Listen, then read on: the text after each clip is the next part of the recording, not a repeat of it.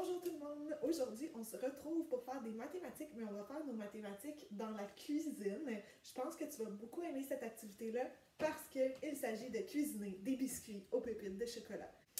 Donc, première chose, avant de cuisiner, ça prend des mains propres. Moi, je viens de laver mes mains, elles sont déjà propres.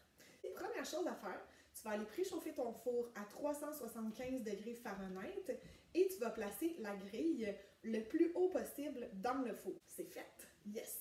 Alors, quand on cuisine des desserts comme des biscuits, des muffins, des gâteaux, la plupart du temps, il y a deux mélanges à faire. Tu as un mélange d'ingrédients qu'on appelle mouillés et un mélange d'ingrédients qu'on appelle des ingrédients secs.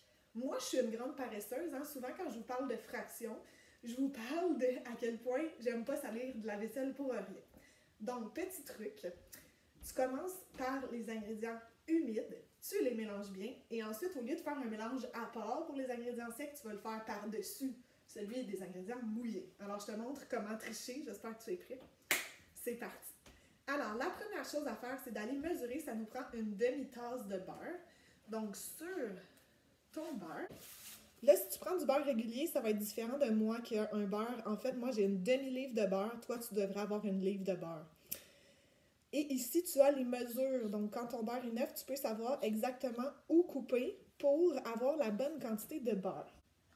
Donc, je m'en vais vis-à-vis. Si tu mesures avec la margarine, il va falloir que tu utilises une demi-tasse à mesurer, mais tu en mets un peu moins parce que sinon, tes biscuits, ils vont comme fondre trop vite dans le four. Tu pourrais la faire ramollir au micro-ondes.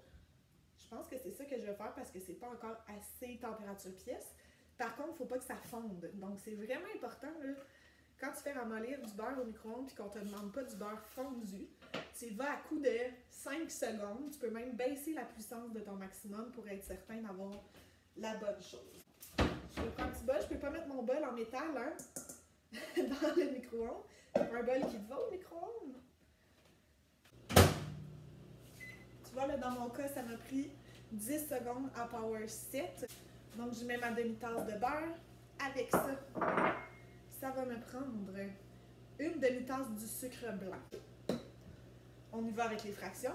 Je t'ai dit, je suis paresseuse pour la vaisselle. Donc, j'ai sorti le strict minimum. J'ai sorti une tasse et un quart de tasse. Je veux une demi-tasse de sucre blanc.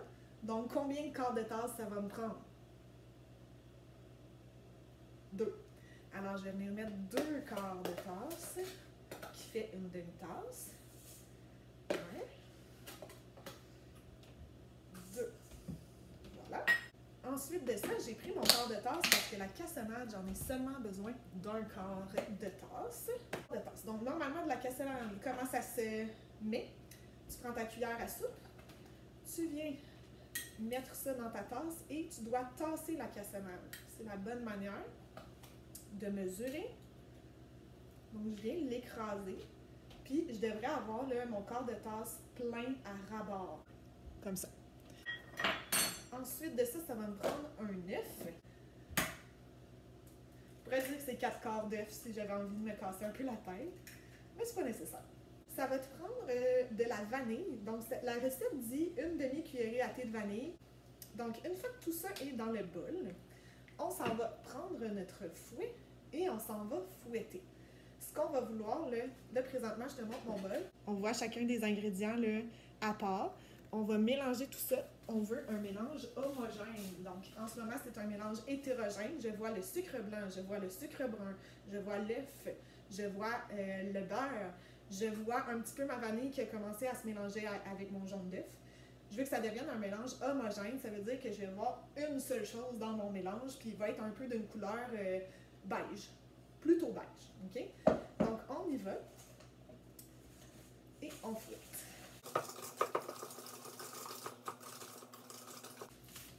OK, là, je te montre. Ça, c'est encore un mélange hétérogène. OK? On voit là, des motons de beurre. C'est pas ça qu'on veut.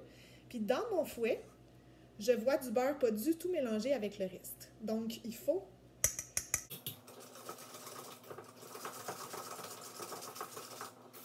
Là, je suis en train de racler le bord du bol pour pas oublier les morceaux de la recette.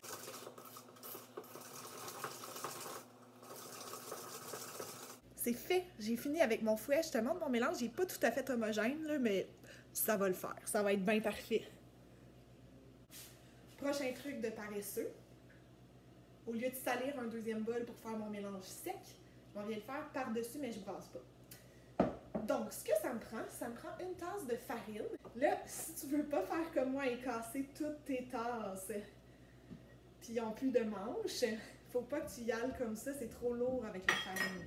Donc, tu prends ta cuillère propre et tu t'en viens mettre de la farine dans ta tasse à mesurer. Puis quand on mesure des ingrédients secs comme de la farine ou comme du sucre blanc, on veut remplir à ras-bord sans que ça déborde pour venir égaliser.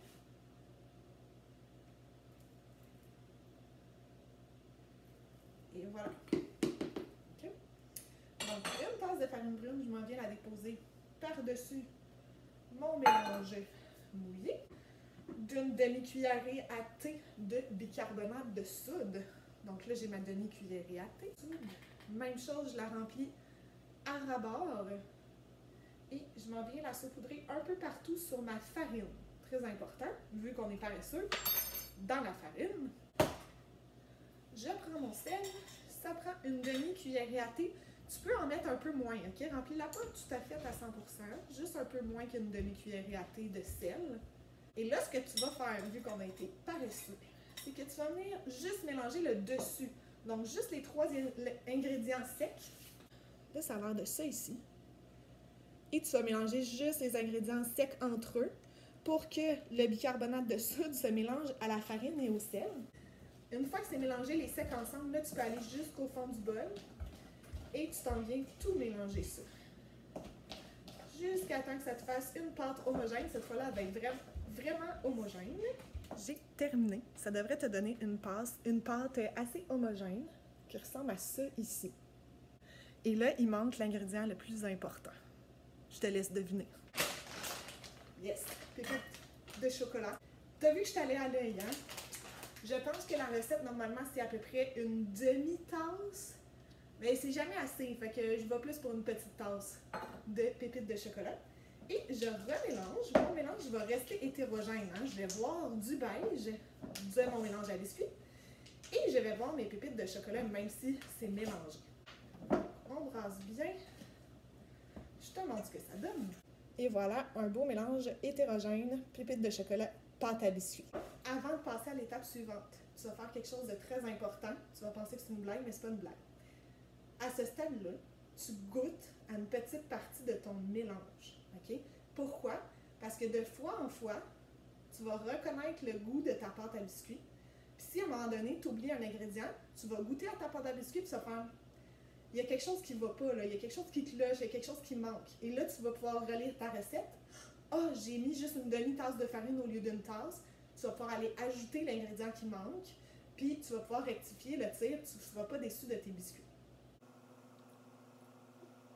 Il faut que ça goûte comme d'habitude.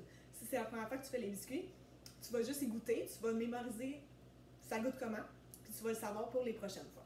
Donc là, il nous reste seulement à mettre des biscuits sur la plaque à biscuits. Donc, je te rappelle, moi, j'ai mis du papier parchemin.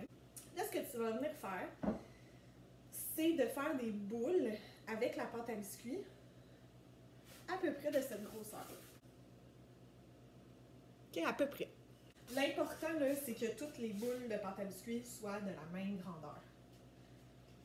La grandeur, ben, plus que ça va être gros, plus ça va être long à cuire. Plus ça va être petit, plus ça va aller vite. OK? Fait que la seule chose qui est importante, c'est que ce soit toutes pareilles, le plus possible. OK, j'ai terminé, je viens te montrer ça. Donc, dans une plaque à biscuits d'une grandeur moyenne, tu devrais pouvoir mettre 8 à 10 biscuits environ, OK?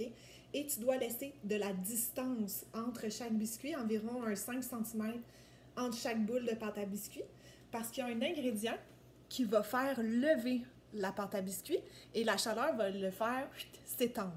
Quel est l'ingrédient, d'après toi, qui va faire lever les biscuits? Est-ce que tu as trouvé quel ingrédient fait lever les biscuits? Eh oui, c'est le bicarbonate de soude. C'est le même ingrédient qui est responsable de la réaction chimique quand tu fais l'expérience, par exemple, du volcan.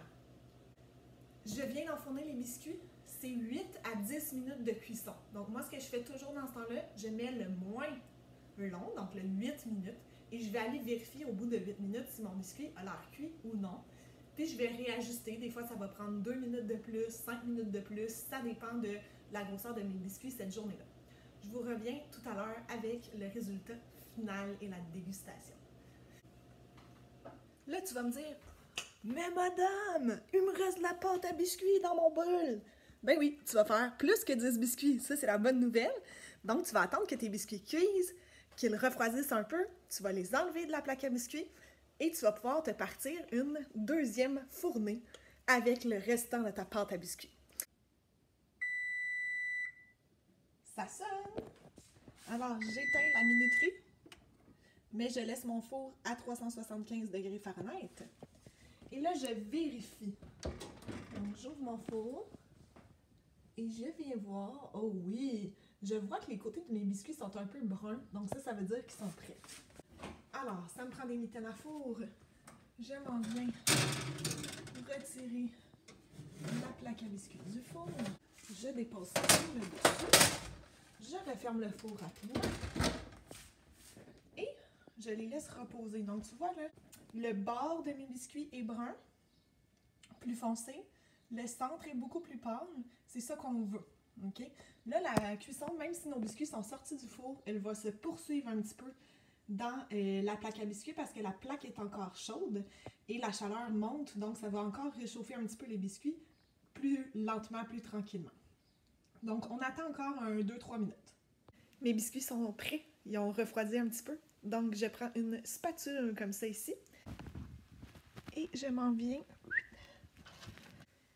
Ok, alors j'ai retiré tous les biscuits de la plaque à biscuits et maintenant c'est l'heure de les faire refroidir complètement. Donc tout à l'heure on voulait juste qu'ils refroidissent tranquillement pour terminer leur cuisson.